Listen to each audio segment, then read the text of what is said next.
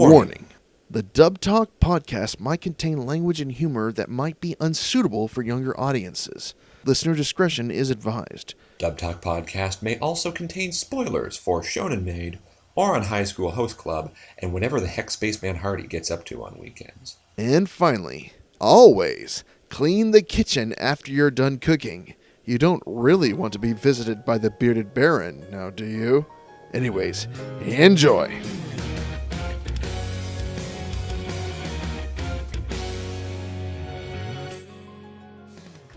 Hello, one and all, and welcome to Dub Talk. This is a show where a bunch of nerds get together and either talk about a recent dub announcement or revisit a series that was previously reviewed on this channel that was dubbed afterwards. I am, of course, the one and only master of manliness himself, SpacemanHardy, and I'll let you know right now, I am absolutely exhausted. Why, you ask? I just put in a full day of work today on the weekends, working on a huge job that still isn't done. I have to go in on Sunday to finish it, and I'm just absolutely pooped.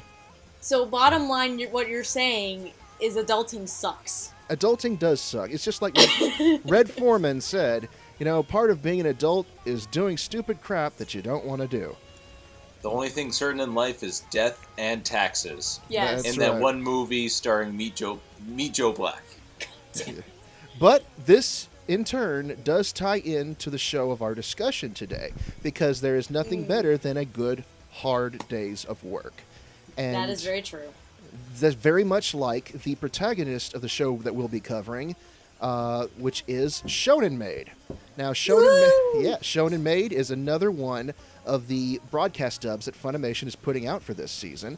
And in order to cover it, I have enlisted the help of three other very hard-working individuals who are going to help me clean up the mess around this dub announcement. So, Wait a second. We work hard for the money?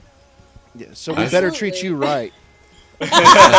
Anyway, All right. anyway. Starting off, first guest is a popular internet reviewer who's getting more and more popular with recent times. You may have watched his series such as History of One Piece, Final Fantasy Retrospective, and a few other things that he's working on. Please welcome Mr. Zenith will rule.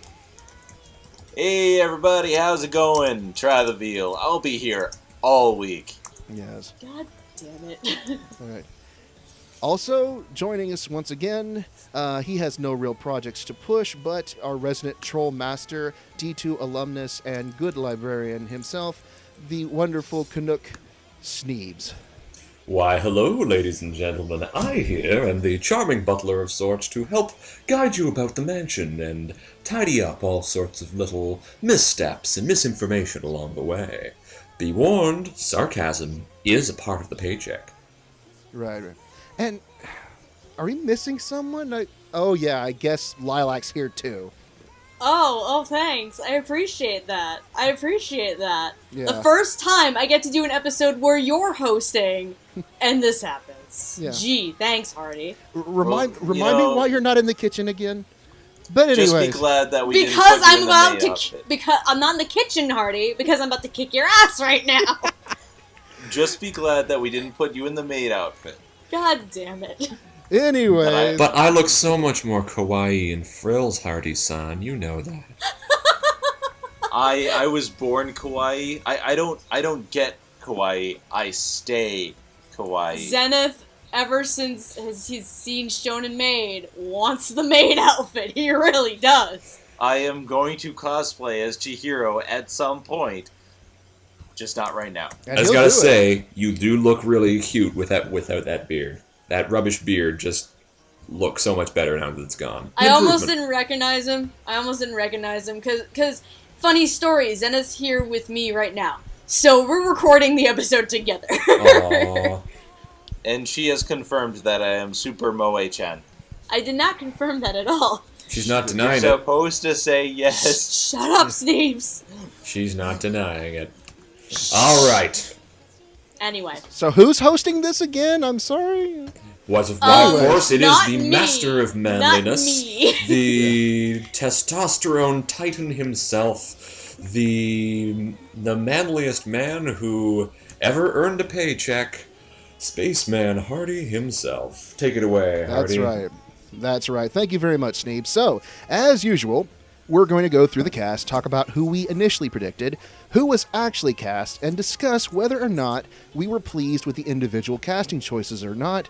As usual, getting hopelessly derailed and yammering on and on about how cute Zenith looks without his beard, and Sneebs with his radio voice proclaiming his love for gin and tonic. It is, in fact, a drink of gentlemen, and with some of the brands that I've acquired lately, I can assure with the utmost loveliness of the pang of liquor on my tongue, G&Ts are the way to go. Yes. Go drink some maple syrup anyways. So without further ado, let's start, as we always do, with the ADR director. Now, I do not usually make predictions for ADR. I know you guys sometimes do. Did anyone else have a prediction? Yes, I had. Mine's interesting, because how I sorted my director predictions out, I did director and writer teams. Okay. So that's how I did. That's how I kind of separated mine out, based on what I know and what I've seen some ADR directors and scriptwriters have done together. That's what I did. But Okay, so who did you have? should I throw director and writer in there? Because I know you just said director, but Oh, yeah, director and writer, of course. I'm sorry. All right. So I will say this up front. One of my predictions for director is correct. So the teams that I have, I won't say which one is the correct one. Well, I'll say the teams I have, but I won't say which one was correct. So the teams I had: team number 1, first choice, director Christopher Bevins, scriptwriter Jamie Markey. Okay. Because I mean they've worked together on projects like Devil's a Part-Timer, Hetalia, a good amount of comedies, so I thought that they would be pretty good for this. Team number 2, Caitlin Glass and Monica Rial. Interesting. Because they did recently work together with Prince of Stride, and Caitlin's been doing quite a bit more directing stuff to variety of things lately. So I thought this would be something Caitlin could enjoy. And then my third team choice, I went with a newer director and writer. So I had Aaron Dismuke and Samuel Woolley as my team number 3. You wanted the team behind Showman Sample to work on the show. Oddly enough, yes. Oh God.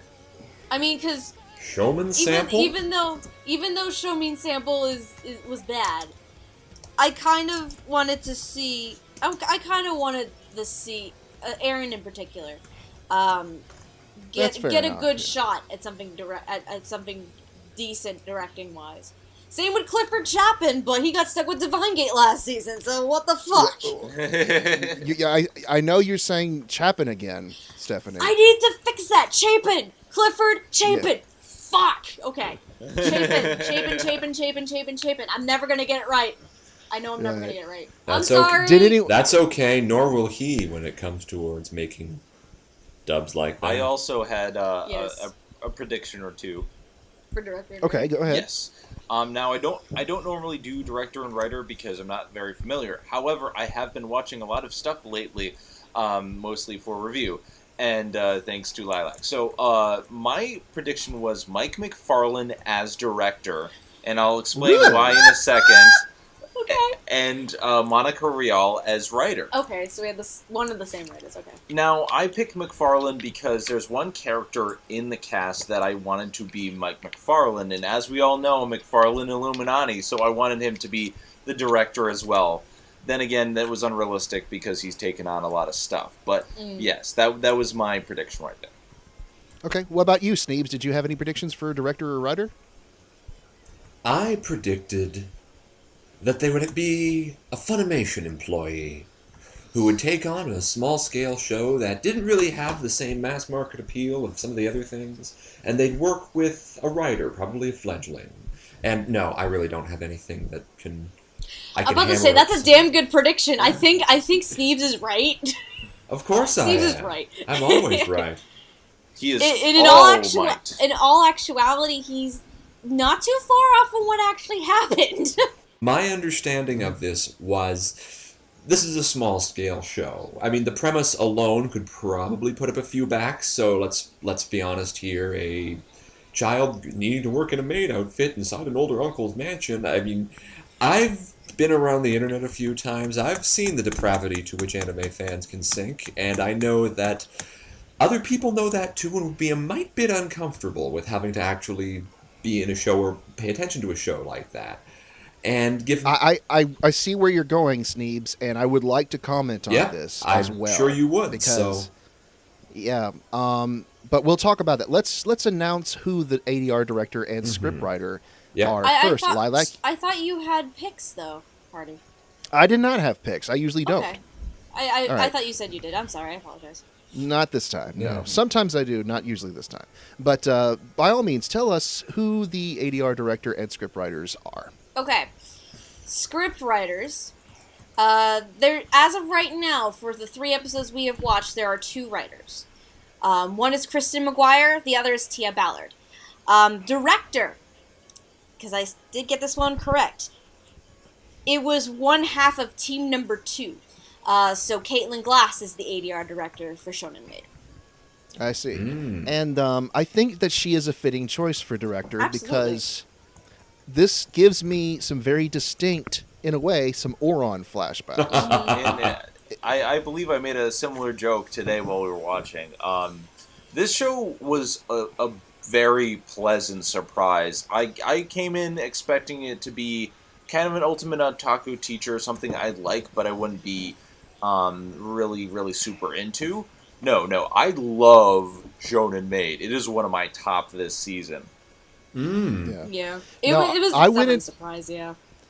I went into it expecting it to be creepy, because it came Yeah. out the same. This came out the same season as Super Lovers did. And I was like, yeah, that was my issue too. I looked at the premise of it and I'm like, I don't know how to feel. So I didn't initially watch it. And then Hardy started watching it and was like, you should totally watch this. And you should totally do the Dub Talk episode with me. I'm like, okay. And then I watched the first 3 episodes and I'm like, dude. Then he roped me into it and I started watching it. I'm like, yes. And I was live tweeting it, and every single episode I was just like, oh.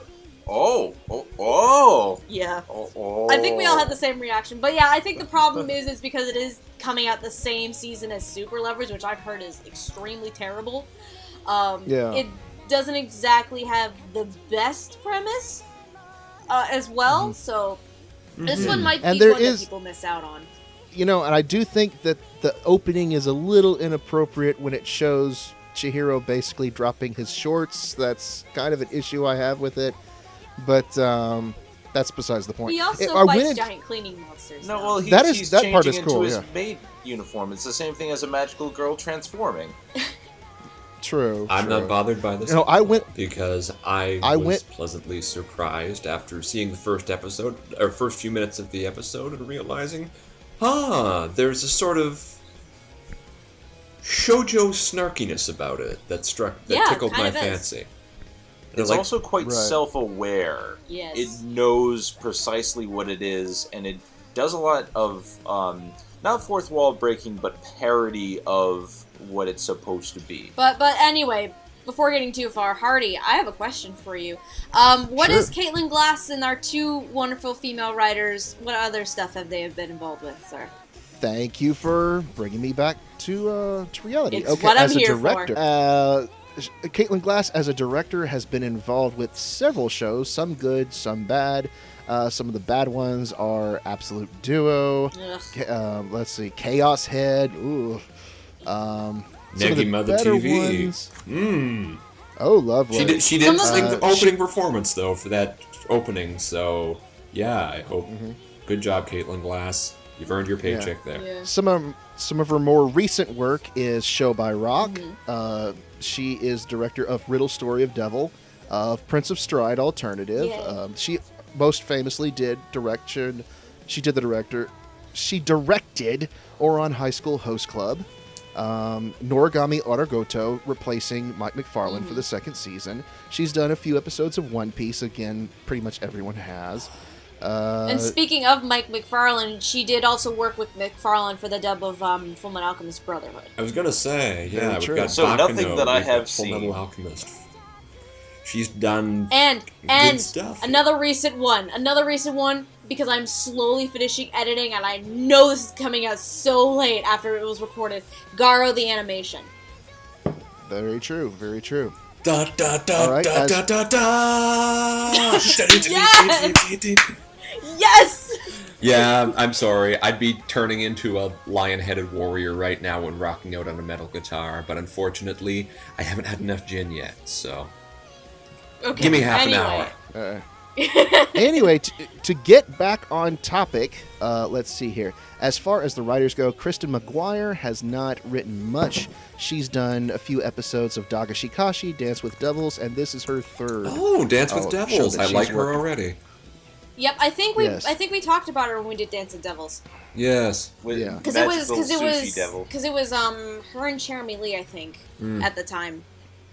As for Tia Ballard, although she has an extensive acting resume, this is actually her very first ADR script. That we know of, anyway. Welcome to the club. Yeah. But I do. She was also Yeah. She was also assistant ADR director on both Garo the Animation, Lord Marksman and Vanities, and Selector Spread Recross. I always have a hard time saying that.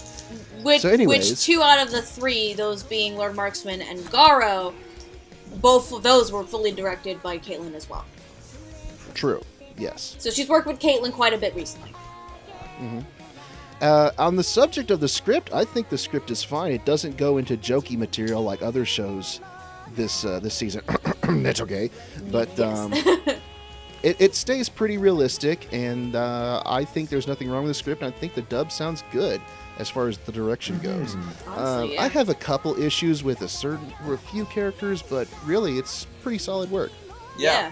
It doesn't stray too far from the source material, but it doesn't end up being a slave to the source material. Right.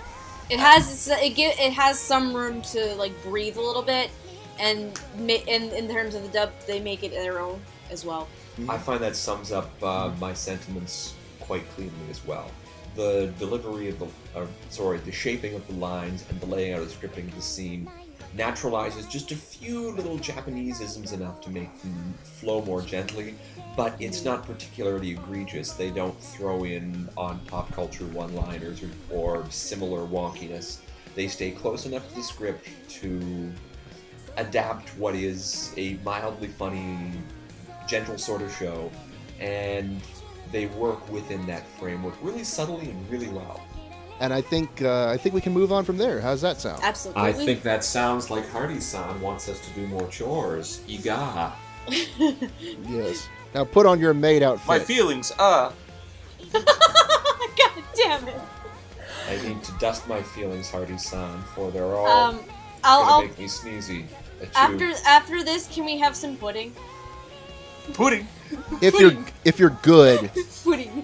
Pudding. Anyway. only if you eat your meat. How can you have any pudding if you don't eat your meat? You! So- Yes, you! Back to the knees, behind buddy! the bike, Yes, Pink Floyd behind the reference. bike shed. Anyway. Anyways, moving on.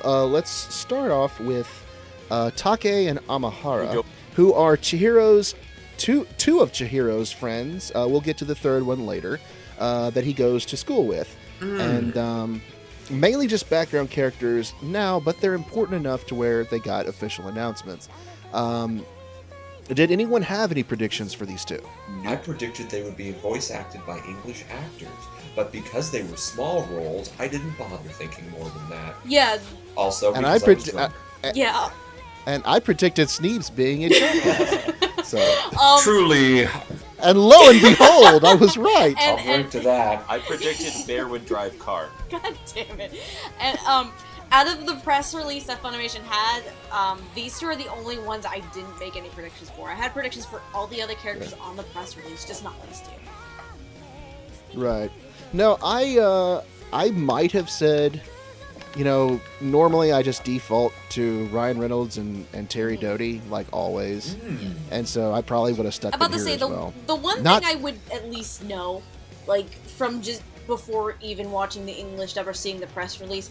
Essentially, all the little boys were going to be played by female voice actresses. That's the one thing I knew. Pretty much, yeah. I knew was probably going to end up happening offhand. Future Aaron Dismooks, be warned. Dun dun dun.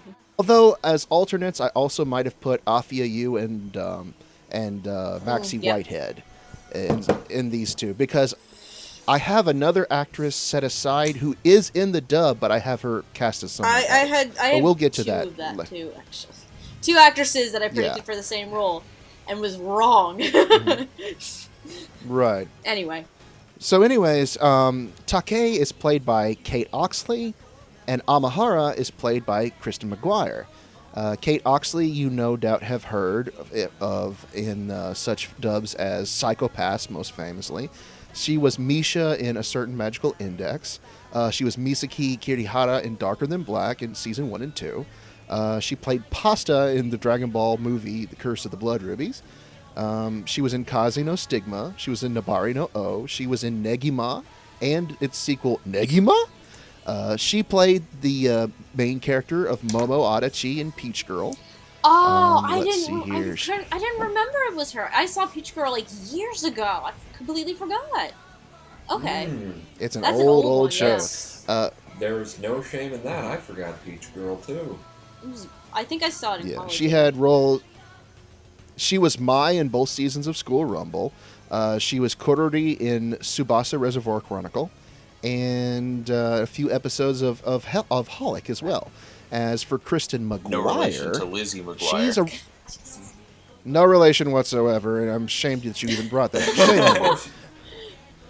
Make him Yeah. go stand No in sandwich the for corner you. and do another mopping of the floors. Yes. Anyways, Kristen McGuire is still a relatively new actress. She only has a handful of prominent roles. She is Hinano Kurahashi in Assassination Classroom. If you don't know who that is, she's the little short-haired, orange-haired girl. Always cute and bubbly and loves bugs. her. Okay, yep. Best girl. Yeah. She is Yuriko in Mikagura School Suite. She's Chio in Prison School. Oh, yes. Okay. Who she actually kind of looks like. Kind of, yeah. I swear Kind to of. God. Uh-oh. She plays Beach in Sky Wizards Oh, fuck. Academy. She's had small roles in Wanna Be the Strongest, in World Break, in Ultimate Otaku Teacher. Just fairly new, still pretty new actress all around. And so, despite these characters pretty much being in the background, do we have any real opinion on them? I think they're fine. They were charmingly well written for young boys. They were very accepting of their friends' odd circumstances, and I thought they did a good dub performance for them. I mean, Okay. and considering what it seems to be, at least from my understanding, the personality and the character that these two are, they each play that respective personality rather well. I would like to say in Kate Oxley's specific case, I'm not a fan of her, usually. Later I find here. her very flat. And oh yeah, I find her usually very flat and kind of monotonous. I wasn't a big fan of her in most of the things she's been, but I do like how she plays young boy characters. I think it's a lot of ways, just like Terry Doty, she's better at playing little boys than she is at playing females. That's just my opinion, but I think she sounds pretty good as the role of Take. And Amahara is just sort of barely talks, so they do a pretty good convincing performance. So Hardy doesn't So I like say a it's girl alright. who's flat, but does like her as a little boy. Duly noted. God damn it! Yes. I will save these notes for the future. Oh no, you're in for it now, Hardy. I have to give that one to you, Sneebs. That was Of course pretty it good. was. I walked Yes, right you into did. that one. was. I'm sorry. I feel like I'm really scraping the bottom of the barrel by going so lowbrow, but it worked. It worked. Gotta worked. laugh. You get points for that Points one, for young creativity. sir. Yeah. I'll be sure to cash them in at the next carnival. But the points don't matter. Aw, sad face. Just like Who's Canadian politics. But I was like, whose line is it again, anyway? The points don't matter. Well done. Yes. Points don't matter, just like Sneebs. Oh. Okay, I think Okay, Hardy needs now some points that's- there too. That was wow. Let's move on to, let's say, okay, we're going to move on to our main character's mother, Chiyo Komiya. Spoilers, she did. She really did. Yeah, she did. And she is the person who took care of Chihiro despite working very hard and unfortunately falling ill and succumbing to her illness. She's also, she's also leaving the older brother Chihiro- of Monica. Older Sister. brother. She is the older brother. I need, Really?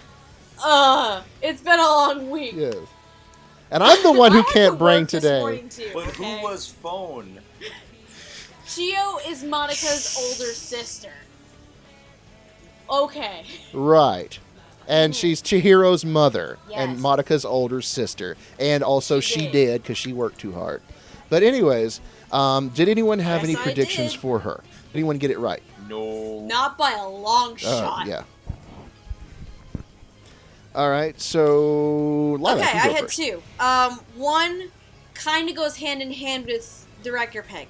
Caitlin Glass was one of my predictions because I figured A, she would put herself somewhere in the dub, which she did, but not here. she of all things, and I just found this out. Of all things, she was the dog in the third episode. Uncredited as the dog. Yes, she She was was the puppy Antaro. dog Antaro. But I also, because Caitlin can play maternal, motherly figures as well, so I figured that'd be a good choice there. I say motherly, maternal figures, but Assassination Classroom does not count. We do Oh, not yes. count Nagisa's Jesus. mother. My other choice, and this is because while I was making predictions for Shonen Maid, I was prepping, I think I was also around that point, prepping for Garo. So I had Dawn Bennett as my other choice. Ah, I see. Using her big girl Absolutely. voice from Sky Wizards. That was my other choice. Ah, very good. Oh, what about you, Zenith? Did you have anyone? Since I was watching Tokyo Ghoul at the time, I was thinking Monica Rial because I wanted to see what she could do with the role. Okay. I mean, we've seen her use her big girl voice more in a seductive way, but I wanted to see more motherly side of Monica. That's interesting. Yeah, Okay. that would work That would really be well. interesting. Actually, I'd like to see how that would pan out. But If you're listening, Cordelia doesn't count as a motherly figure. Cordelia from Diabolic Lovers. No. I forgot she was in that. Yes. Yes, she was Cordelia. Bitch, get off my balcony. It's the circle of life and it moves the soul, damn it. Oh man, I need. Hey, I you know love Cordelia and Nagis's mom should like get together and drink wine and have a book club or How something. many other bad moms can we throw in there? We should throw Raggio in there. I was gonna say, from have Kyoko. Raggio. Medusa. From Medusa. Soul Eater, yeah. Yeah, we could start a bad mother. Anyways, hey, Sneebs, do you have any, yes, any did predictions? not So actually. I wanna go last I with mine. had a. If I was, this was not a prediction so much as I would have. I thought it was interesting the idea of Monica Real. I would have thought we'd need an older, deeper female voice here. But I would have almost thought the Major. She was Sunad. You know the. Why can't I remember Mary Elizabeth McGlynn? There we are. I know she wouldn't be in that because she's Right. got more important things to do with her life than appear as a guest character in a small thing that really is kind of off her radar. But I had that mental image going in of what she'd sound like, and I would have thought, Well- find a poor person's Mary Elizabeth McGlynn, some noob who's still coming up through the ranks of Funimation there, and Oh, we already have one. And she was Motoko Yeah. Kusanagi. Really, honestly, Elizabeth Yeah. Maxwell. What's her name? What is her name? Ah. And Elizabeth it's funny Maxwell, you yeah. bring up putting her. She wouldn't come out for a no-name thing like that. Mary Elizabeth McGlynn did have a role in Ghost in the Shell Rise, not as the Major, but she does have a role in the OVA series and the film. I thought there would have been. Yeah. Yeah, we already Yes, have we a new do. voice for Elizabeth Maxwell. Motoko. It's Elizabeth Maxwell. I'd have And to actually she's watch her phenomenal. rise to learn that proper like, but okay. You see, it's interesting that all of you guys are going around making predictions of women with deeper maternal Mm-hmm. voices. I had sort of the Okay. opposite. What were you idea. thinking then? Because Chio is very young. The reason that she got kicked out of her household was because she fell in love at a very young age and got kicked out, but decided to raise her child on her own. And so I think she doesn't really have a lot of You years make a under valid her. point. And so I wanted to see her, a younger character, younger actress, play someone sort of like this unwed young mother who is trying to raise her child. So on her Marcus own. Dimmick? And, well, of course. Yes, Marcus Dimmick would be perfect in this role. No.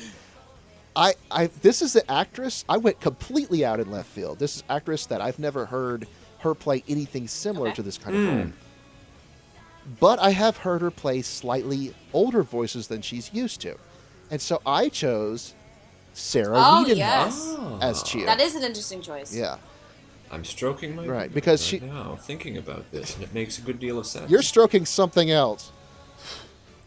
Because she played, of course, she was in Honey Pop as an older Oh, god character, damn it, we're bringing and this she, up. Well, no. She also played a more young, older teenage type character in Tokyo This is ESP true. as well, so where she got to use a bit of a deeper register. And so, yeah, I would like to see Sarah play that sort of role. Naturally, Yep. we're all As wrong, usual. As usual. Nothing new. Take a shot. And so the So- actress who is actually playing Chio is Michelle Rojas. And now we've heard Michelle.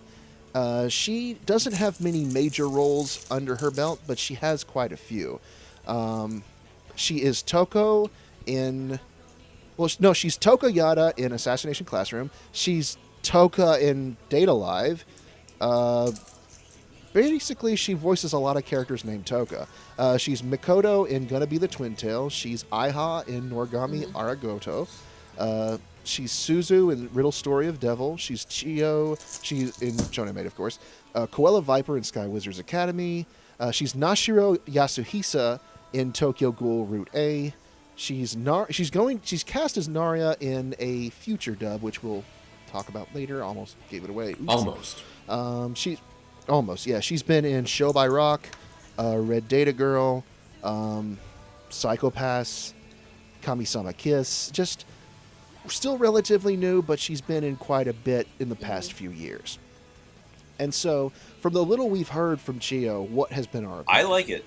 I honestly, I mean, I think she fits the character pretty well, and she has the right amount of energy and laid backness. I thought it was great. Yeah, there was that slight flippance about her performance that I found worked really, really well to kind of deliver that this woman really doesn't know what she's doing as a mother in some regard. She's doing the best she can, but that's not how you write a last letter to darling dearest. At the Yeah. same time, she That's did know not- how to make omelets, and isn't that what counts? Eventually. She didn't know how to make porridge, though. That's not how Yeah. you rice. Like, I'm just saying. That I is mean, not how it's- you rice. it's not what I was like thinking and what I expected, of course, but like hearing it, it makes the mom. I don't want to call her an airhead, but a ditz. I think a ditz. It makes it a little bit. It gives it a little bit more energy and a bit more youth and liveliness to it than like a very very more mature maternal mother would be.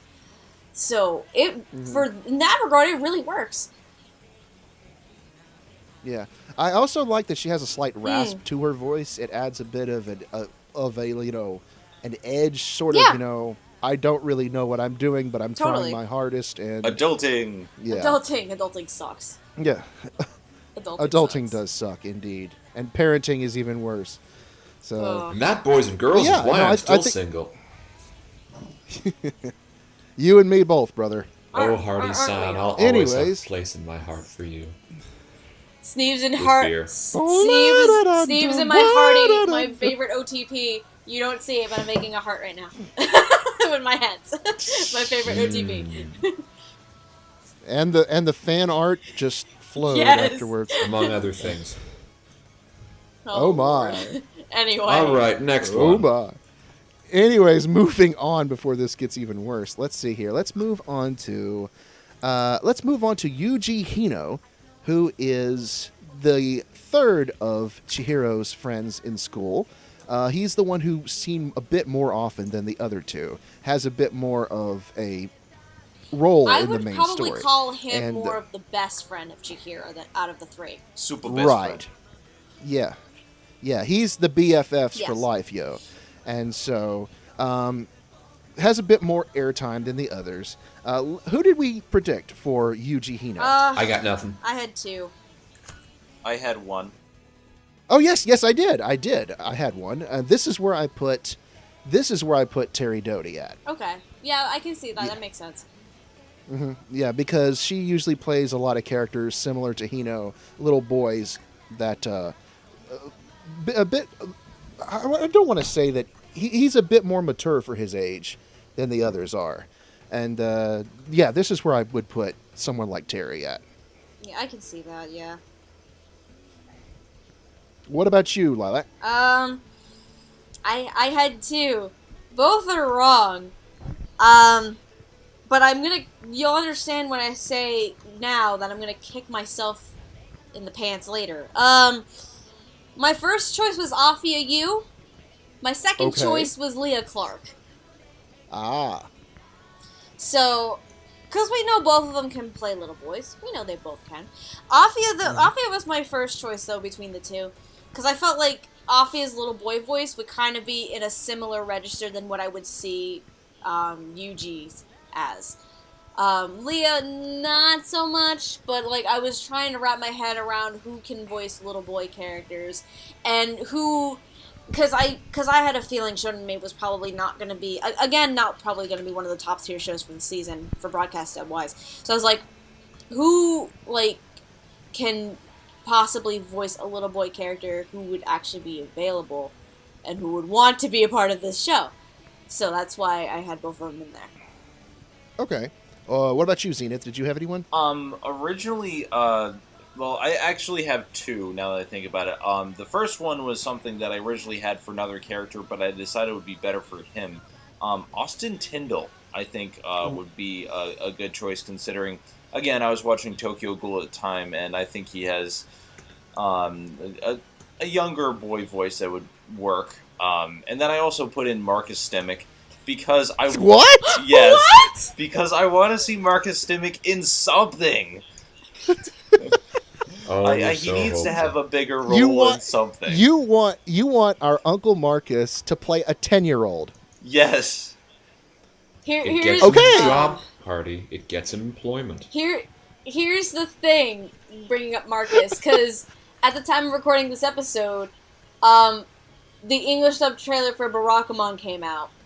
I'm pretty sure I know who voices Honda, the main character, but Megan came up to me. She was like, "Is that a Marcus Stemmick I hear?" I'm like, "I don't think so, but if it is, when we see that press release, I only have two words if Marcus is voicing Honda in that show. Fucking finally!" Seriously, like, Marcus, if you're listening to this, you need to be in more stuff. We love you. Just not as a 10-year-old boy. I'm sorry. Just not as a 10-year-old boy. I don't think that would work very well. You heard it here first, folks. Hardy wants to discriminate against this man getting employment. I shake my head in shame. I could also see him as Hino's father, because that would probably be more fitting of his register. You mean his grandfather? Yeah. His grandfather. Yeah, speaking of Hino's grandfather, we were just talking about this before we started recording. We have no idea who this voice actor is, and yet he sounds so familiar. No, I think we're referring to Miyako's father, Yeah, not Hino's grandfather. Yeah, Miyako's father. is who we're Miyako's talking father. Yeah. We don't know who that Okay. is. It's so familiar, though. Miyako's dad. But we'll get to Miyako in a second, so. All right. Anyways, Sneebs, did you have any I did predictions? not. I only fixated on really 3 characters and completely blundered through that. Okay. All right. Of course, we're all wrong. As usual. Yuji Hino is actually voiced by Morgan Berry. Yay! Yes. Still fairly new actress. She's mainly known for doing song covers on YouTube more than anything. Zenith, but Zenith, he's going who over here. You know that English cover of the Tokyo Ghoul opening theme? That's her. And now he's happy. Zenith will squee, apparently. Yes. He's right here, and you can't see the excitement on his face, but he's so excited right now. That is one of the best songs in the world, and okay. Amazing. Good. Done. Yes. He's sold. He's Okay. done. Okay, anyway, what else is she? What else has she done though? Her biggest role is she was Tokaku Azuma in Riddle Story of Devil. She was Suzanne in Maria the Virgin Witch. She was Ichirihiko, the young version, in The Boy and the Beast. She was Hiroto. I can't speak it today. Hiroto in Divine Gate. She was Jacqueline from Show by Rock. Meaning she was the frog with the really squeaky voice who would play the drums in that one day. Yeah. And she was Ayumu Uzoru. I can't speak today. Ayumu Uzora in Tokyo ESP, among various Uzuru? other background Is she a roles giant as monkey? well. She is not a giant monkey. But that would be pretty cool if she was. We don't That'd be know funny. that she's not. You know, to be fair, we have never seen Morgan Berry actually look up at the full moon. God damn it. The jokes. Anyways, the jokes. How do we feel about this performance? I like it a lot. I do too, because this is the first time I've heard Morgan Berry voice a little boy character, as far as I know of. So I like it. It definitely fits the personality that I was thinking of for the character. Mm-hmm. It fits. I think it's okay. I think it's fine. I think Morgan's voice kind of has a scratchiness to it. Mm-hmm. It kind of goes out of tune her voice cracks Right. every Yeah. once in a while. That's true. And it works for little boy characters. It bothers me personally. I have an issue with it. You know, because squeaky voices have always irritated me. I don't hate it, but it does affect me in ways I wish it would. Squeakers It's squeaking. kind of like a little pet peeve of yours, is what you're saying. It is a very big pet peeve of mine because, you know, I have soft sound sensitivity syndrome, so a lot of noises that don't bother a lot of people do bother me. Aw. It's nothing to say. I was going to Yeah, make a high it's- voice thing, but then I realized that would be a dick move, so no. It would. No, if you really wanted to be a dick, just either sniffle or smack your lips or something like Okay. that. Oh god. And don't do Okay, it. then, Don't do Hardy. it. I'll put on my high Swear to voice. God. I'll see if I can squeeze my pants tightly enough, but yeah, let's not. What? You Tight pants make your Sneebs, voice the go last high, thing bro. I- Squeeze your fact of buttocks the world. and shout "smash" in your heart. We're not talking about My Hero Academia. Detroit smash. Stop it. Mm. Anyways, no offense to Morgan's performance, she did fine. It's just a pet peeve of mine it's purely on my end. So I think she did a good job, all things considered. Yes. You know, I like Morgan Berry a lot. I really do. It's just and she will favorite everything on Twitter. Yes, she does. Like, really. everything. Yeah. Which no, I it's just- which I wouldn't be surprised this episode comes out favorite. yeah. And that, boys Would and not be girls, is how you surprised. build a Twitter fan base. I love you, Morgan Berry. You are a very Absolutely. wonderful person. I know Gigi loves Morgan Berry Morgan too. Berry, I want you to do all the music for everything I do. Please, you are amazing. Oh my god. And we're still waiting on that English cover of the Riddle Story of Devil OP, by the way. Yes, we Yeah. are. I want to hear that bad. Right. Anyways, moving on. Are we all done here? Yes, Anyone else I'm have good. anything to say? I'm Okay, good. we're moving on to Miyako Otori. She is the maid in training. Well, actually, she's not really a maid. She is quotes. actually, In finger quotes. yes, she is the, how do you say? She's arranged to be married to Madoka, even though she doesn't want to. She actually kind of has the hots for his assistant. But basically, Chihiro is training her to be a good maid and basically learn how to not screw up. and screw up. She almost always does. Unless it's cooking. That kitchen, though. That kitchen, Yeah. though. Because she cooks with love, and that's what makes everything taste so good. In other words, she's the moe in a show that is already so full of moe. Yes. She is moeception, apparently. She's that kind. That kind of sums it up, yeah. Right. Anyways, did we have any predictions for Miyako? I know I certainly did. Yes, I do. I had none. I had one. And the instant I looked at this character, I'm like, that's Alexis Tipton. I can see that, but I have to disagree. Yeah. What did you have? I had Felicia Angel as one, and for a newer voice, and I will probably butcher the last name, Jeannie Tirado. You actually got it right. Yes, yeah, I put Jeannie in there because I was like, Grimgar was a thing, and now that we actually got to hear like her in a decent sized role, and I saw Miyako, and I was like, I would love to hear Jeannie Tirado in more things, and this would actually be a decent fit for her if she really wanted to play with it. You know what? I was actually watching an old episode of Fruits Basket on the dub, and Jeannie's voice that I'm listening to her in shows like Fairy Tail Zero and Three Leaves, Three Colors, she actually kind of sounds like an early Laura Bailey. Oh.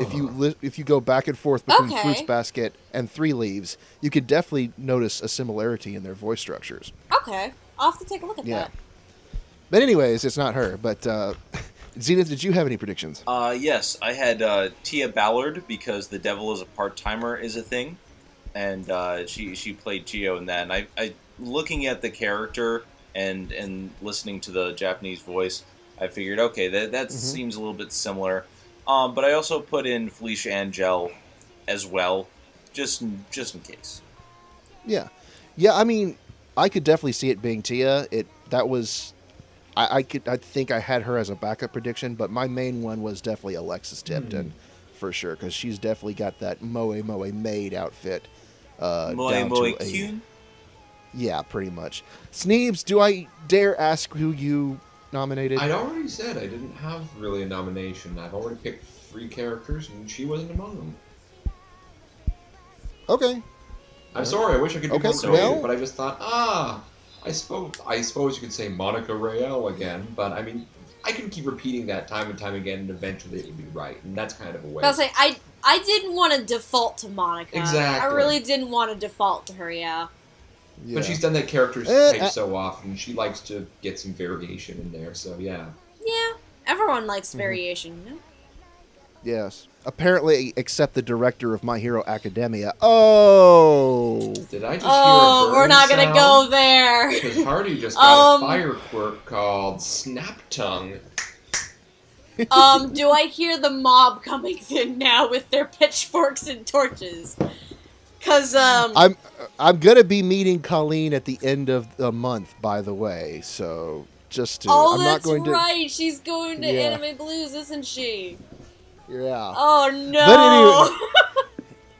Anyways, I'm not even gonna be in that episode, so Me neither. I will spare you my salt about that particular dub. Yeah. But anyways, as always, we're all wrong. Miyako is voiced by Leah Clark, who you had nominated for someone else. And why have why did I not guess this one? She does a great job. She really does. She's perfectly cast for the character. There are other people who could have probably played it well, but I think Leah fits Miyako the best. Right. Leah Clark, as you know, she's been with Funimation for a very long time, been in several roles. She was Arya, the main character from Arya, the Scarlet Ammo. She's Yukiko Kanzaki from Assassination Classroom. She's Minami from Baka and Test. She is Miyako. She's Mia from Bamboo Blade. She was in Black Blood Brothers. She was in Certain Magical Railgun. She's the Certain lead. Scientific Railgun. She's the lead in Eden of the East. Saki Momori, I think his name. Yeah. Right. She was in Die Midler, or Dime a Dollar. She's in Darker Than Black as Mayu. She was Hummingbird from Dead Man Wonderland. Oh God, here we go again. Oh, yes. I just Zenith, got Deadman Wonderland on DVD finally. I'm so sorry. I haven't seen the dub. It's gonna be interesting. I will let you discover that on your own. Oh, And I've heard the stories. Drinks are on the me. wonderful, Yes. wonderful lines that she has in that are just magnifique. She most recently she was Mayu from Death Parade. Mm-hmm. Like you said, she was Saki from Eden of the East. She was Mavis Vermilion from Fairy Tail and Fairy Tail Zero. Yep. She's just been in a lot of roles. She was Eri from School Rumble. Yeah, the blonde tsundere. And she has had a long, lucrative career in Funimation dub specifically. So how do we like her here? Zenith, I know you're a big fan of it. I like it. Mhm. My opinion of it is, why did I not put her here before? Like, I put her in for Yuji, and then nowhere else on my list. And then I see the cast announcement. I did not see the broadcast sub until earlier today, so I saw the cast announcement. I'm like, I'm an idiot. Why didn't I put her here? Not even watching the dub, I'm like, okay, this is perfect. I'm fine with it. I was fine with it before seeing the dub. I'm like, we're good. Yeah, she seems to have this type of roll down pat because she does it so often. I personally probably would have preferred someone like... I probably would have preferred someone like Alexis in this role, but I think she does a really good job. Yeah.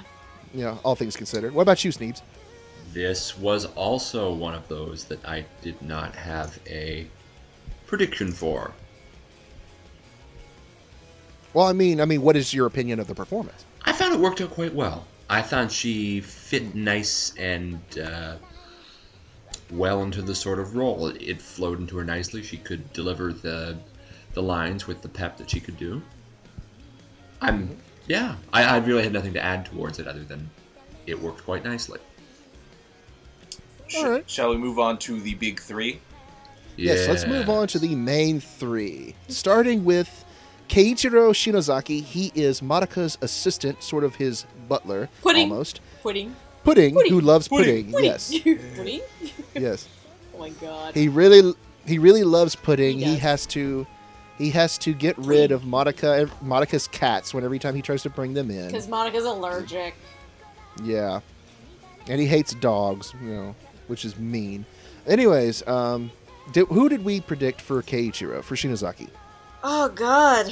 Because I had two, and neither of them were right. I had went two off in also. One was stereotypical. The other one was a little bit out of the box. I had two, and I used my noggin to think about things. Okay. Okay. Well, what did your noggin come up with, Zenith? Go ahead, you go The first. first one, remember I said I wanted, I chose McFarlane as director because I wanted the McFarlane Illuminati to happen.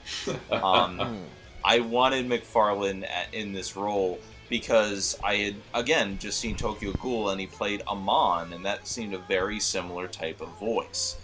I also chose Tatum. Oh, okay. So you went for low-hanging fruit. Yes. So one of them was unusual and one of them was pretty run-of-the-mill. So. I'm gonna have to Okay. agree with Zenith's Tatum pick, because Tatum was my low-hanging fruit pick too for this one. Oh. Yeah. I had a bit of an odd move. I would have thought Alex Organ in this role.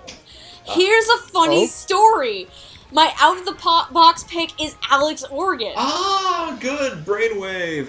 Yeah. Yes! I would have thought. I'm high-fiving the computer screen right now. Absolutely. Yay. Our brain think good things. We brained. Yeah, no, I would have thought he did he's sort of coming into his own in this sort of thing, and it seemed a nice sort of low-key role for him to sort of slide into. He can add his peppery snark when he needs to, but by the by, it's just a much more sedentary and relaxed role that I think he could settle into quite comfortably.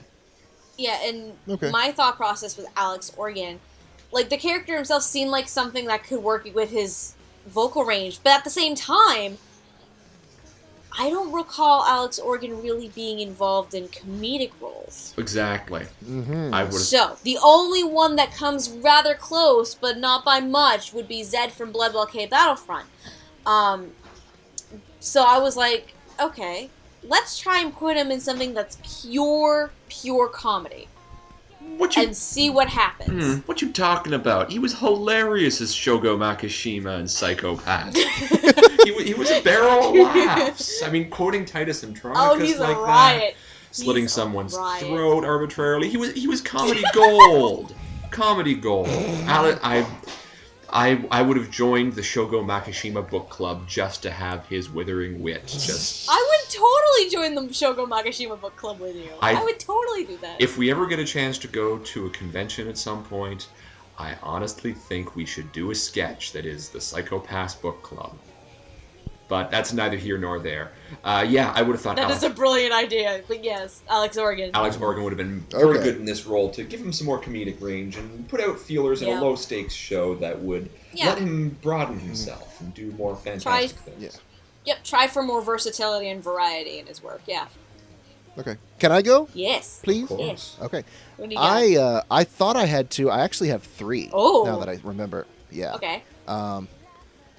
First one was Jared Green. Ooh, okay, yep. I can see that. Because he does a lot of these low-key sort of guys with glasses roles.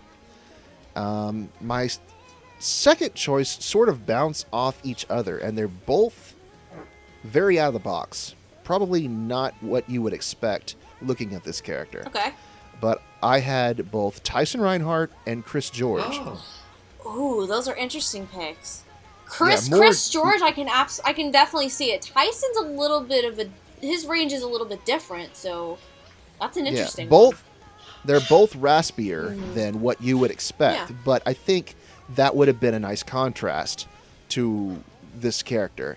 It might not be what you expect, but once you really have a chance to listen to it, then I could see, it might work. And then it would also be probably an interesting balance with whoever voiced Monica, considering Monica's personality. So it would be an interesting contrast and a balance to that character as well. Yeah.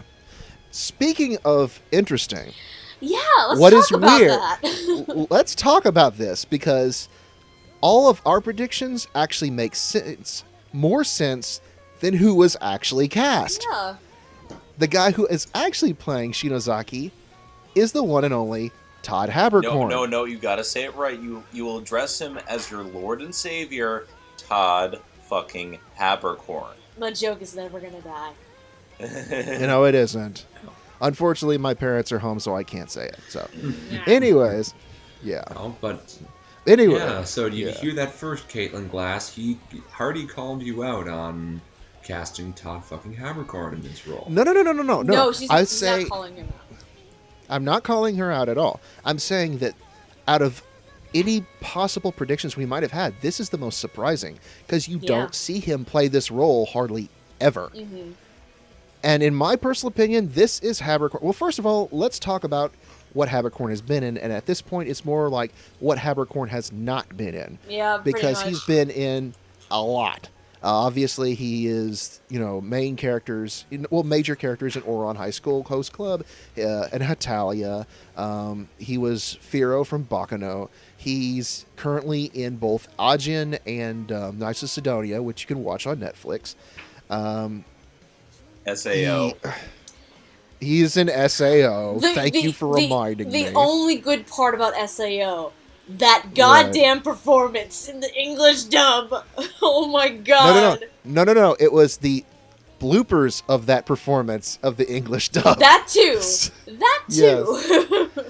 But yeah, no. If you have not heard of Todd Haberkorn, you have been living under a rock. Natsu from Fairy Tail. Enough said. Yeah, exactly. He's Natsu from Fairy Tail. He's Italy from Hatalia. He's all these characters who you know and love and kind of want to strangle sometimes. But anyways, this, of all the roles that he's played, he has played this type so seldomly. Mm-hmm. And if you ask me, this is Todd trying to do his best J. Michael Tatum impersonation. Now, we've heard Ian Sinclair do a J. Michael Tatum impersonation in some shows like Carnival. This is Todd's take on it, and it's a bit more low-key. But I think it actually works. For me, I'll admit, I didn't know what to think of it at first, because this is, again, a character you don't really hear Todd voice that often, and it's complete departure from what you normally hear him do. So, I was like, I don't know how to feel. I'm just sitting there, I'm like, Zenith can account for this. Yeah, he watched the first 3 episodes. Like, I had seen the first 3 episodes dub beforehand, and so we were watching it together, and I'm like, you know, he doesn't have much to say in the first episode, so just give it a little bit of time. Personally, I think he does a good job making him sound regal and more like a butler-type character. And that's all I really wanted. I mean, it's very kind of similar to the Japanese in that regard. So. I will at least say, I was a bit iffy at first, but it just kind of grew on me. The more I was watching it, I'm like, and pudding I can soldier. get into this. I was sold on the pudding. Pudding. I was sold on the pudding. I was sold there. Yeah. Okay, so are we ready to move on from Habercorn, or does anyone else have anything to say? I'm all set. Okay. Yeah. Let's move on to our main 2 characters. First off, we have the creepy, crazy uncle himself, Madoka Takatori. He's not creepy, he's just adorable. Madoka... He reminds me so much, going back to Orin, he reminds me quite a bit of Tamaki. Oh, heck yeah. That's going to influence a few things, honestly. Not for me, it didn't influence me at all. I think Madoka is best girl. He's the best, and I want him to make me some cat pajamas.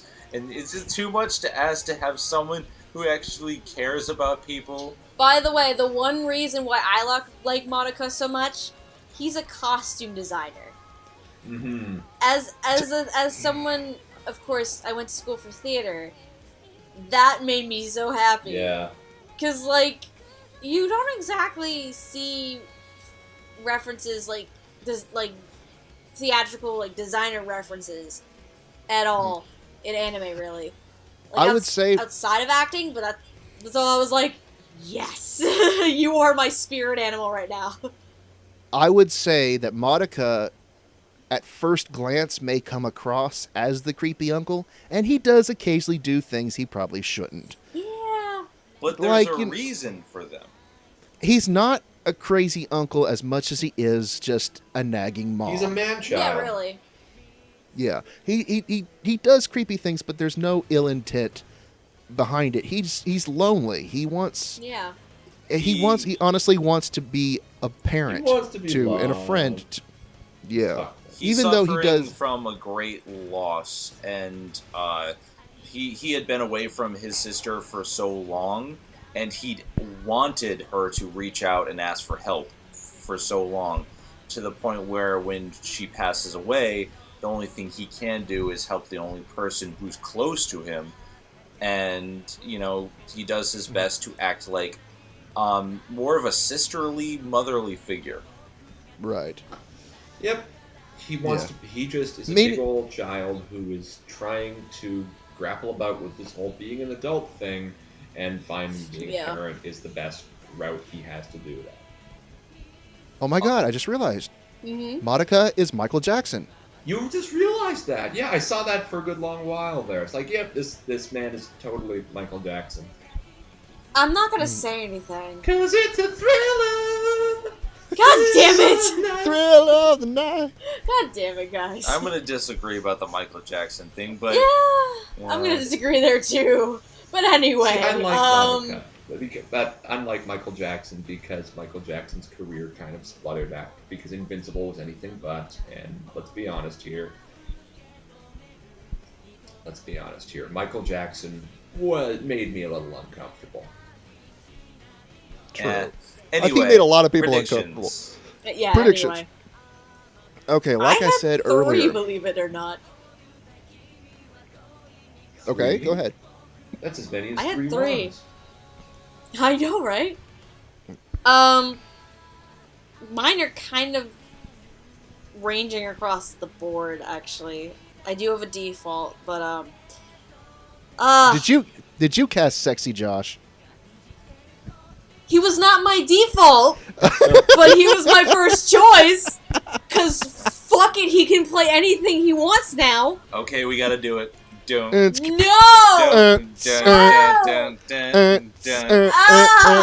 impenetrable hole keeps getting dug deeper and deeper and deeper. She's picked sexy Josh. You kind of lost you there. No, because, like, Monica, to some extent, is very much a caffeinated Koronosuke. Like, Koronosuke, if he was on, like, a shit ton of sugar. Oh, yeah. Okay. Yeah. Monica reminds me of if, Koronosuke from Princess Jellyfish was given a lot of caffeine and sugar.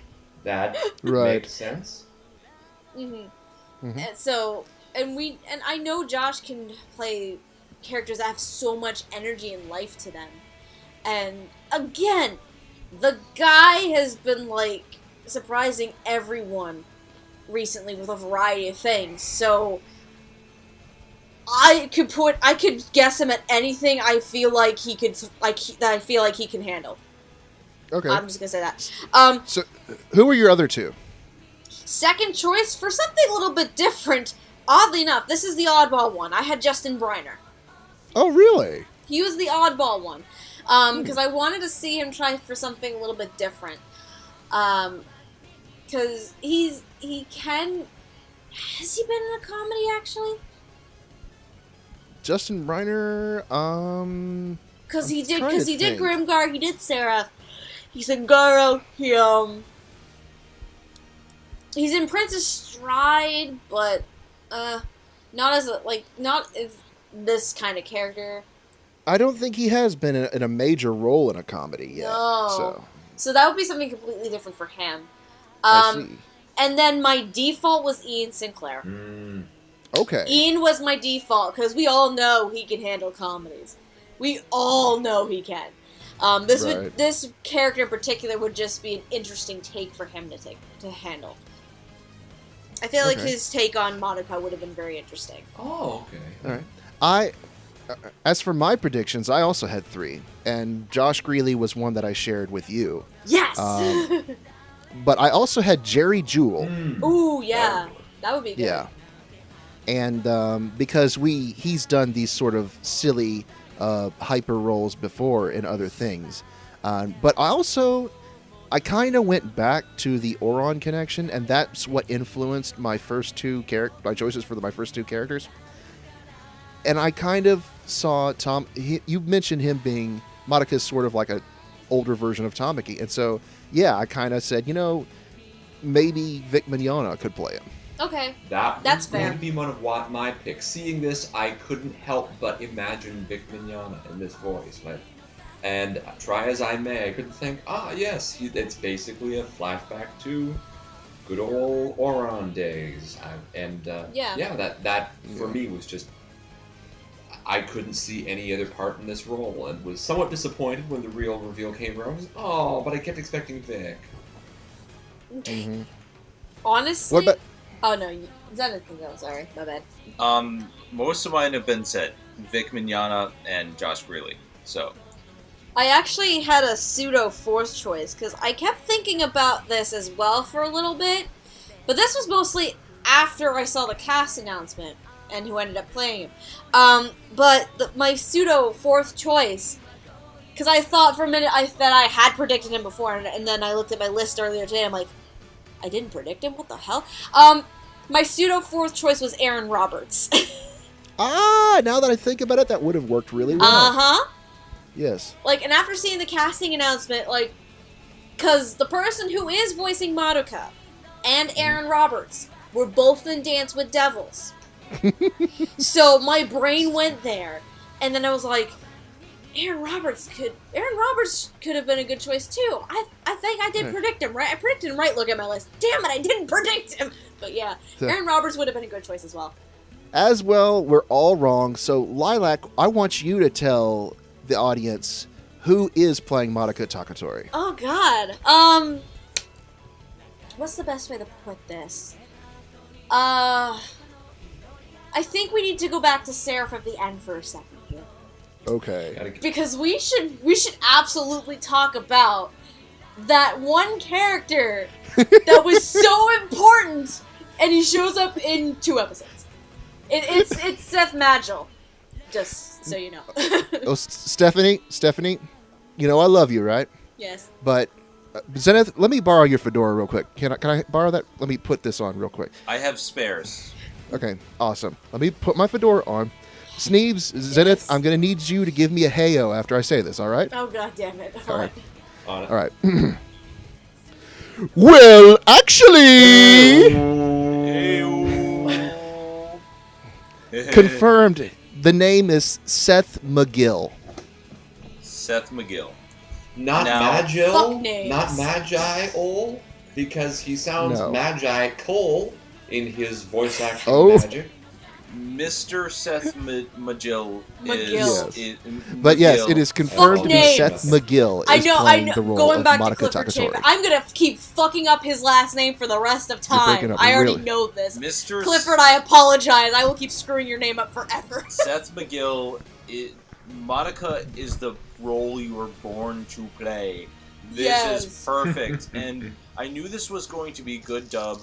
The moment I heard the "my feelings," but like from the moment he was introduced, like he has this energy about him. He just oozes charisma in every single scene. I just love I it. fell in love with it the second I saw him. I was like, oh my god. Not the puppy, get it away! This It'll grow this- into a vicious beast. this totally makes up for Dance with Devils. This totally makes up for it. Oh my god, I love this. Devils Speaking is of the made puppy- for. Speaking of the puppy, oh my god. There is a very quick scene in episode 3 where we see a flashback to a mini Monica when he was a little boy, of a puppy jumping on him, trying to be playful and scaring him. And little Monica is played by Michaela Krantz. Yay. Just putting that out there. Big sister Mika, yay. Yeah. But anyways, yeah, I kind of like Seth as Monica. He's definitely fabulous enough. Absolutely. And, yeah, it's When I- I first saw this, I was wondering how they were going to be able to top the original Japanese, because I saw that like I was up to episode like 6 or 7 at that point in the Japanese, and I'm just like, I want to see how they can do this, and I think Seth McGill is just as good as the Seiyu. He this is the main font of the show, aside from Chihiro, and I think they do a fantastic job casting him in this role. So before we get too much further, hey Hardy, what else has Mr. Seth McGill done? all right, absolutely. He was that super important character from Seraph of the End, which we had to know of Yes. both times they Okay. made casting announcements, of course. Yes, but in more prominent roles, he's still relatively new. Yep. Let's see. He hasn't been in much. He was Shiki in Dance with Devils, that little turd. He was Akiha in Noragami and Noragami Aragoto. He was Ryu Izumino in Prince of Stride. And he was Sir Edward Lambert in World Break, Aria of a Curse for a Holy Swordsman. And those are all of his major roles. He's also Rufus in Fairy Tail. Other than that, he's been background voices in Assassination Classroom, Dead Man Wonderland, Dragon Art Academy, Eureka 7 AO, let's see, Mach and Key, One Piece, and so on and so on. Everyone's He's still in One Piece. pretty new. Yes. Hasn't done a whole lot. So, but yeah, I mean, with this, he's finally getting to play a main character, and Yeah. he sounds really, really fun. Yeah, this is definitely his biggest role to date. It absolutely is his biggest role to date, and I would honestly have to say this is probably his best role to date. Yes. Why do you have to be so mean? I just They're beastly! Like, I find it interesting, like, yes, he's very good at like all of the bubbly, energetic moments, but there have been a couple of times where Monica at least lowers that a little bit, and he kind of lowers his guard a tiny bit. So, And lets us in. Yeah, and then Seth does phenomenal on that side too. To be fair, based on what we've seen so far with the 3 episodes, there clearly is a bigger story to Monica. So I don't know what that story is yet, but I am interested to see Seth go from happy, spunky-go-lucky Madoka and shift that to a much more serious tone. Serious and, what's the right word to put it? Subtle, I think? Yeah. Okay. Much more Reserved. serious and subtle tone. Reserved, thank you. That's the best word I can think of. They are very subtle about it because they lay hints.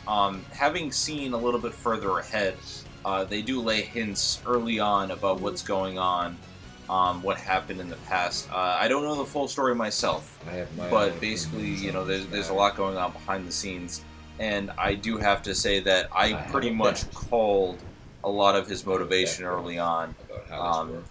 I'm very good at analyzing these types of characters. A bottle of rum says Daddy didn't love him. That's the Oh. reveal, and he will pull that out subtly and delicately and oh so piquantly. I highly doubt that, especially given what I know about the character. So there's a lot behind the scenes that they're going to reveal, and I love the character. Let's move on to our main character, the Shonen Maid himself, Chihiro Komiya. Yes. If you don't know, he is a young boy who has been Shonen. not abandoned. He has lost his mother due to illness, and as a result, he's been forced to move in with his eccentric uncle. As a result, he is absolutely appalled by filth. Yep. Filth bothers him. He loves to clean. It's quite honestly strange, to be honest. I find it inspiring, especially because he has so much passion. Also, he's a tsundere, so yeah. He's totally Yeah. a tsundere. He's totally And a it's tsundere. adorable. It's cute. He's not as soon as I am, but he is definitely a tsundere. And then the one big running joke, the other big running joke aside from Chihiro's excessive cleaning tendencies, that goddamn kitchen. Because Oh, Madoka the kitchen. cannot keep it clean. Because Chihiro cleans the kitchen, and then either Madoka or Miyako destroys Comes and it. screws it up. Yep, destroys That's pretty it. much life. Doesn't with take roommates. long. Doesn't take long for the kitchen to be just a mess. And yet Life with Madoka makes roommates, such bro. amazing cookies. Like, I seriously want one of those Keiichiro and Miyako cookies. By the way, Miyako learned her baking skills from me. Keepa. Yeah. Yeah. I- Well, that just goes to show you that Madoka can at least cook, even if he's terrible at cleaning. Yes. So, anyways, moving on to our main character. Who did we have predictions for? Because I had a couple, and then I had a couple at first, but then I narrowed it down to one, and then I'll explain why. I had a couple.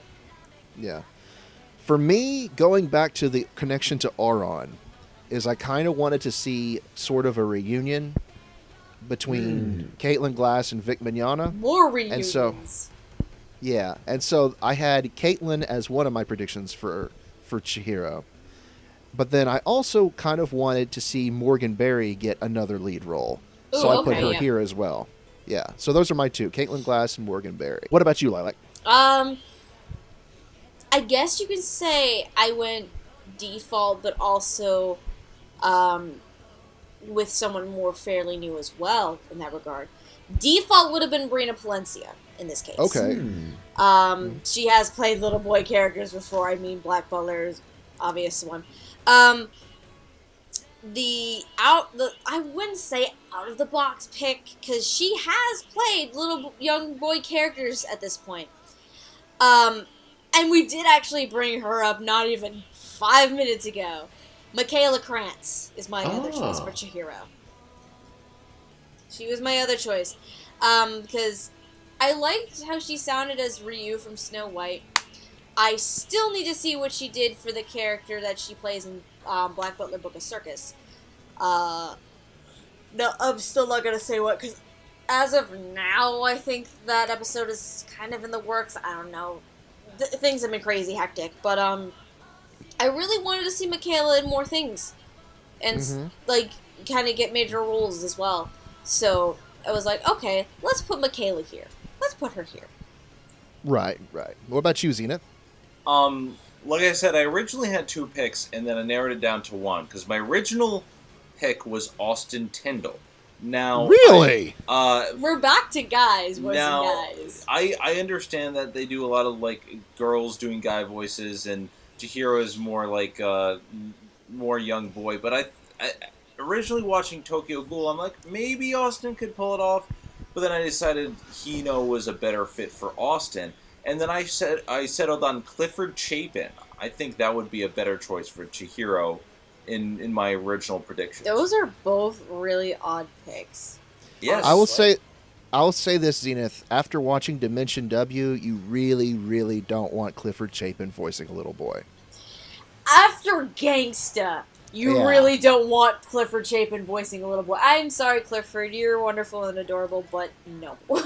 Never again. I don't know. Never He did again. a good job with Hide, so if he can just do that with you know, But Hide is a college student. Chihiro is in elementary school. He just Puberty has- is a thing that exists, sir. he just has to lower the pitch of his voice by No. a couple of octaves. No! No! Lower Yes. the pitch. He'd have to put it in a falsetto range, which he tried doing in Gangsta. Just stomp him He- in the nuts, and Oh, then God damn it! You And then it'll share be the fine. exact same thoughts I do. Oh, Brilliant. God damn it. Oh, Okay, good so Lord. Sneebs, what were your predictions? I saw this as a Mona Marshall role. I really did. Really? I would have That seen would've that there been was that sort of heavy boyish, that heavy boyish overtone. I kept envisioning Mona in this. I Yeah. don't think Mona's gonna move from Los Angeles to star in a Funimation broadcast dub. I realize she has been in the career long enough to be able to be doing far more than just appearing in a minor dub like this, but that was very much the vision I Yeah. had in my head. No, definitely, I could hear it as well because you'd she's be made better a off career. predicting Chuck Huber. Oh, God damn it. No! Can you imagine Chuck Huber as Chihiro? Can we not? That sounds weird. Because now I have, The devil from Baccano. no. As Chuck Huber as Chihiro No, and Marcus sh- Stimmick as Yuji Hino. God damn it. No, I those had, are my joke predictions for the evening. I'll be here I all had week. you say Chuck Huber, I had Shao Tucker pop in my head all of a sudden. I'm like, no! No! So I'm you sorry, want- boys. I'm going to have to clean out the kitchen now. I hope you don't mind as I put away your cookies. God damn Don't Frankly, away my cookies. I'm not done eating those yet. God Oh, you will damn be, it! Hardy. You will be. Ooh. That's Marcus you're talking to, not Hardy. I wanted to see if I could. Yes. Anyways, of course we're all wrong. In this case, I'm glad we're all wrong because I am seriously, too. I really good am too. But I lord. wanted Chuck Huber. No! I'm glad we're wrong in this case. I really am.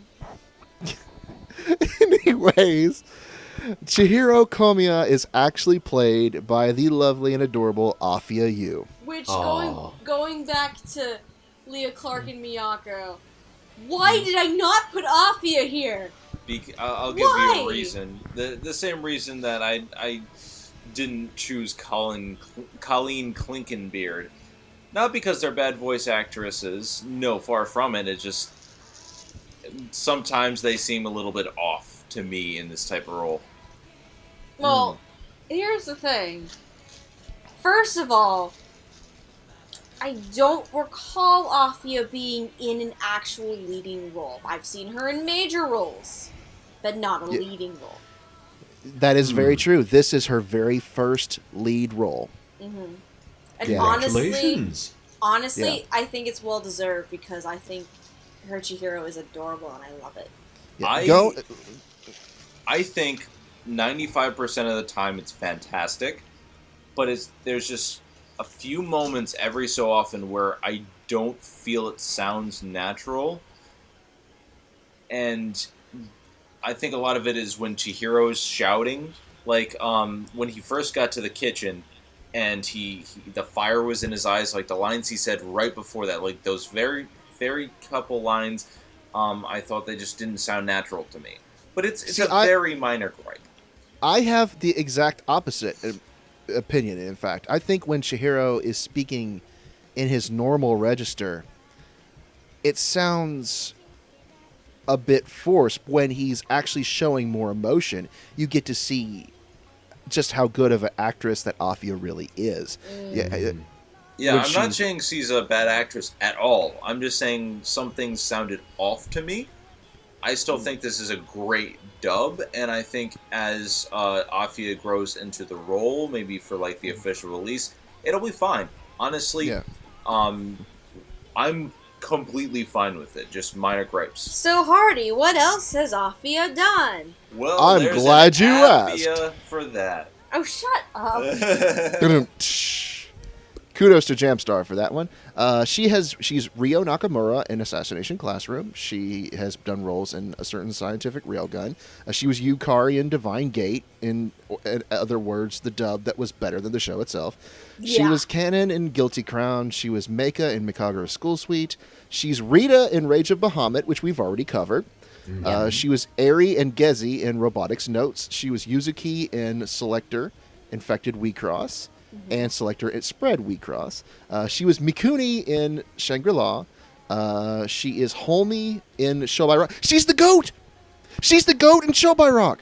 She's the GOAT. The GOAT is conspiracy. Hardy, you made her the GOAT. So we've already talked about our basic feelings about her performance, except for you, Sneebs. What did you think? I really liked it. I found that it was exactly what I was expecting for this sort of role, as something that sounded natural for a boyish role that had a female actor in it. I found the part where he was reading aloud the letter from Mother that worked very, very well. I found some of the comedy in that. She communicated that very effectively. I didn't pick up on some of the snidness that I wasn't quite anticipating, but I found she really delivered. I have nothing but good to say. What did she deliver, though? Chinese food? Something else? No, she's the little Asian girl with the cupcakes, remember? Yes, this is true. Afia's adorable. Her Twitter is so adorable. There was the 1 week where on Double Talk they had to skip Assassination Classroom. And she posted this perfect picture, because as of now, she did take over directing for the second season full time. Because Joel McDonald is a dad now. So he has a little boy that he has to take care of. But there was a picture of Afia. I can't remember the exact words in the tweet, but the picture itself was her on the couch, crying, and she had ice cream in her hands. Oh yeah, I remember that picture. It's like, it was so great, and it was basically about because they had to skip 1 week because they were trying to keep up with the Japanese broadcast of the show. So it was great. Afia's adorable. So basically, all around, Afia's good. In fact, this whole dub is pretty good. Absolutely. You could tell that just like Chihiro, the entire cast and staff worked really, really hard on it.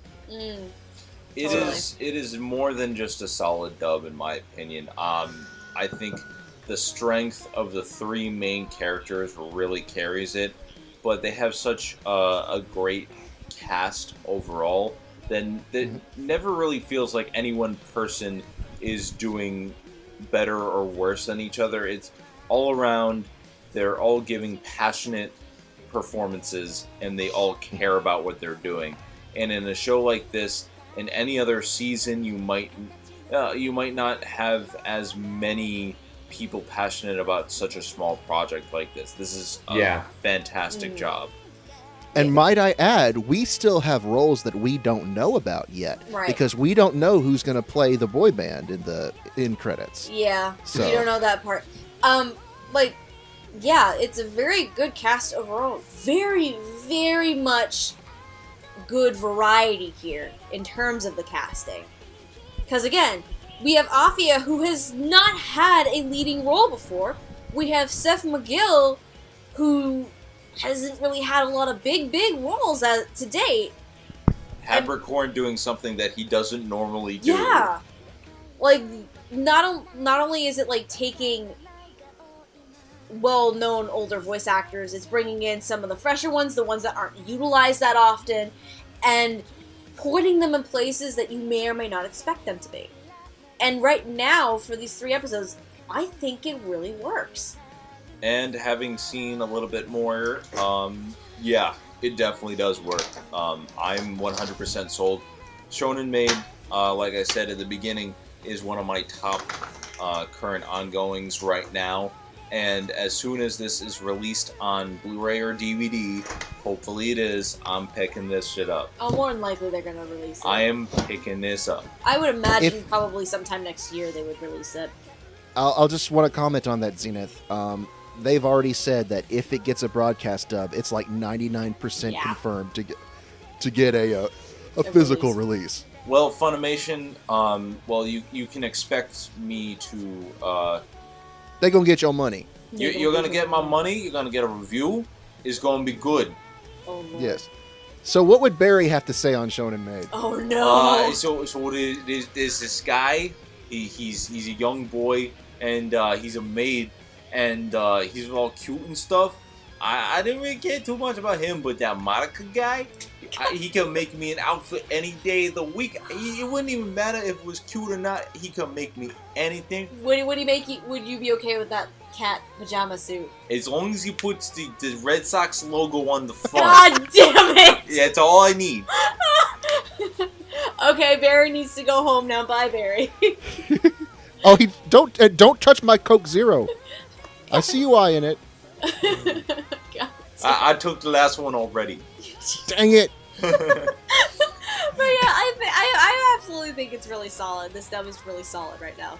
Absolutely. Awesome.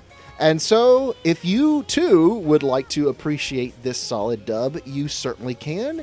You have to sign up for Funimation's All Access Pass. Give Funimation your money. You know you want to. Mm-hmm. Because the Canadian with the soothing voice tells you to. What's a Canada? Oh my god. A Canada is what happens when an American has health care and doesn't die to gun violence every 5 Oh. minutes. Shit's on like Donkey Kong, nerd. Mic drop. Anyway. Let's wrap. If you would like to watch Shonen Maid, you can do so on Funimation's Elite service. They do offer a 2-week free trial. However, you have to put in your credit card information. So if you decide to cancel, make sure you remember to do so, or they will charge your card. However, odds are that you will be so enamored by the Shonen Maid dub and all the other broadcast dubs from this wonderful service that... And how many other episodes do they have? I forget. It's over 9,000. I don't have to make the joke anymore. I think the new thing is it's over 100,000. 100. I think the new thing that they're going with is over 100,000 minutes or something like that. It's over 100,000 minutes. You'll be so enamored by all that anime at your fingertips that you'll probably just leave the subscription on there anyways. Yeah, and if you're looking to watch the broadcast of Shonen Maid itself, I believe that's on Fridays. Yes, it is.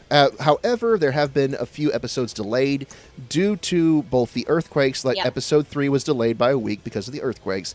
Episode 5 was delayed by a week because of production issues.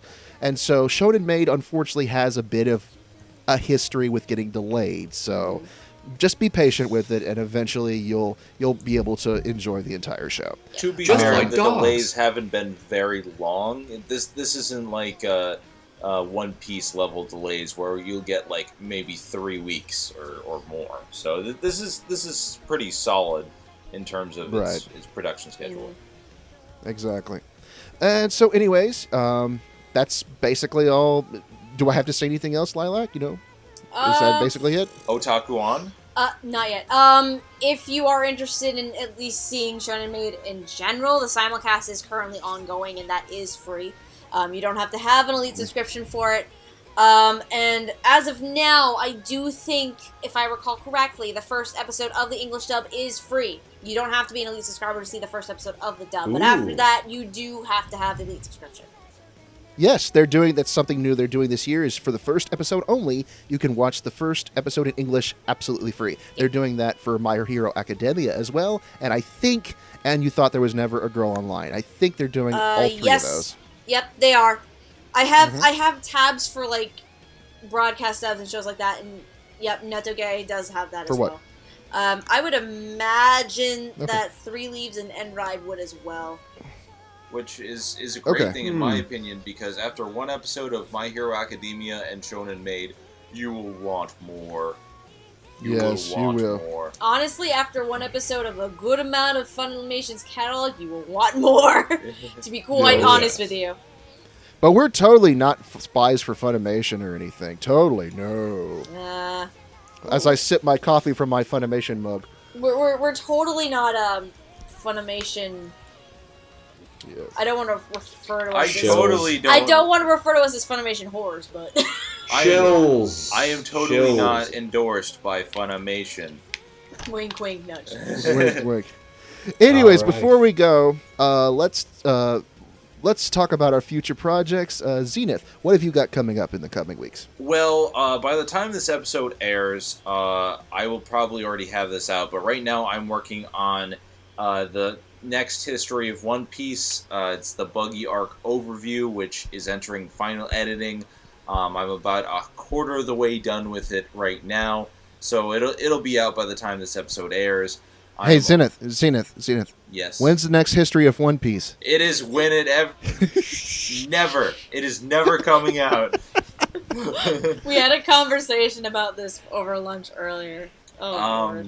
And then I'm also... I have a crossover with the lovely Miss Lilac. Yes! And most of the people in this call, and most of Dub Talk, we're doing a Bakano crossover, which I'm hoping to have by the end of this month, which is currently June. As he looks at his wrist for a watch he doesn't have. He just did that. Yes, so those are my two big things right now. I'm doing stuff in between, but yeah, I'm getting back on track with anime reviews. One Piece anime, and more and more anime. If you want to see the full anime observations opening that I released for the new show, you can do so on my YouTube channel. Very cool. And they can follow you on Twitter at? youtube.com/ZenithWillReview. He was talking about your Twitter, not your YouTube, sir. Oh. but they will probably need that if they want to find your stuff. Well, what's your Twitter? My Twitter is at ZenithWillRule. Very cool.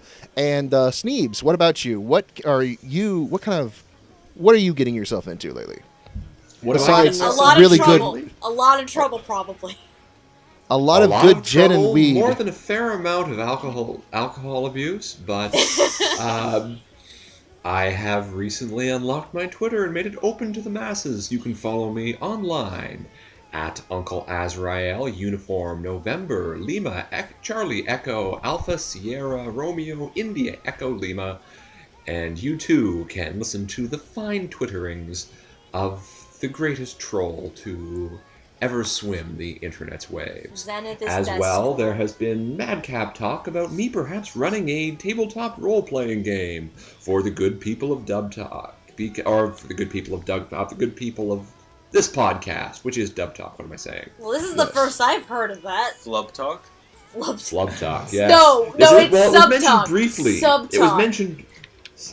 This was mentioned briefly, long ago during the Bahamut review, but it was since forgotten because we all got dazed by a magic spell that the evil Gorgon cast upon us, but fortunately, I happen to have a scroll of Dispel Magic upon my person.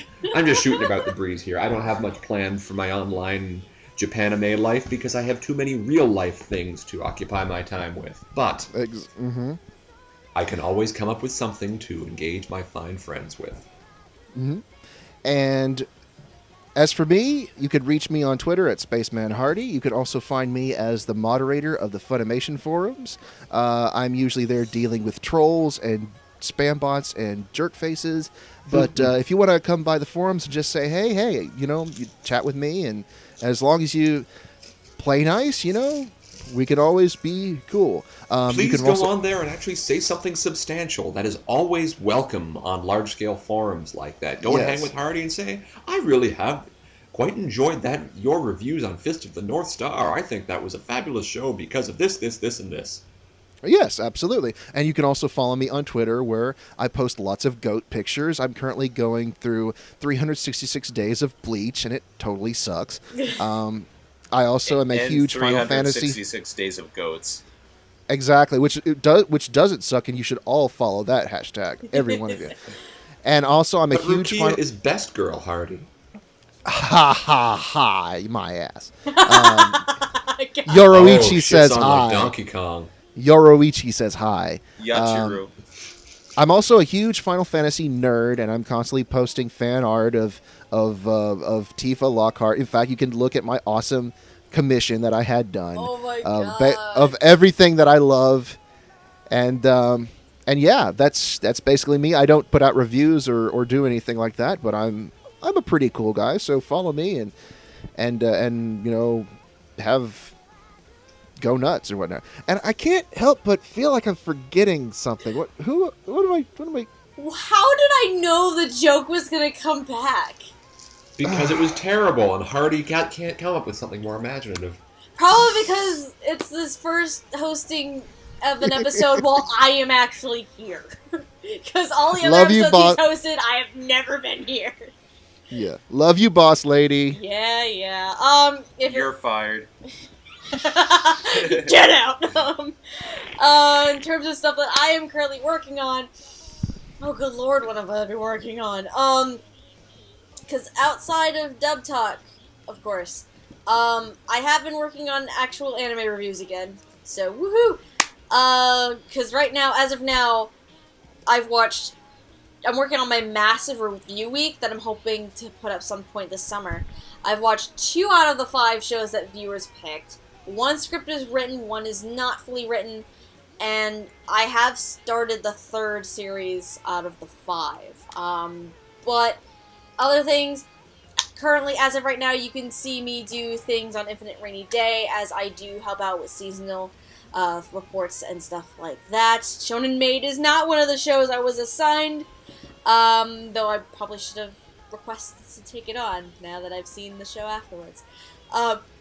And I also edit and help out with the podcast for Rainy Day. Otherwise, I do random videos and vlogs and stuff like that. Like, I might be recording, because I just picked this up from my P.O. box.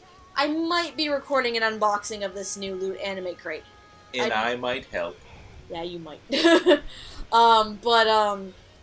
If you're looking for any of my shenanigans on Twitter, you can follow me at Lilac Anime Review. Review, of course, spelled as REVUE, because Twitter character limitations is a pain in the butt. And essentially, my Twitter is filled with random things, mostly about daily life, and how work sucks, and observations while working in a customer service job. So and lots of Isaac and Miria. And lots of Isaac and Miria. Lots of Isaac and Miria. I think pretty much every 3rd tweet is her responding to me, one of my or Megan's jokes, going, "Get out." Yeah. Or one of my jokes saying, "You really need to get out." Yes, stop it. I love you all very much. We love you too. Anyway, yes, that's basically it for me, and I'm sorry I wasn't too good of a host. I'm sort of, like I mentioned, I'm exhausted. I just put in a full day of work, so... Nah, you're good. That's okay. You're good. We forgive you, Hardy. You just gotta work. Stop! No! Quick, end this now, Hardy, before he Sounds good to me. Before he starts twerking in my apartment, please, no. Please whistle while you... while you twerk, Zenith. Whistle while you twerk. Twerk. God damn it, make it stop! And so, on behalf of Lilac Anime Reviews, I am SpacemanHardy, and until next time, otaku on, my friends. Keep it manly. 見つけたしては連れかしてだ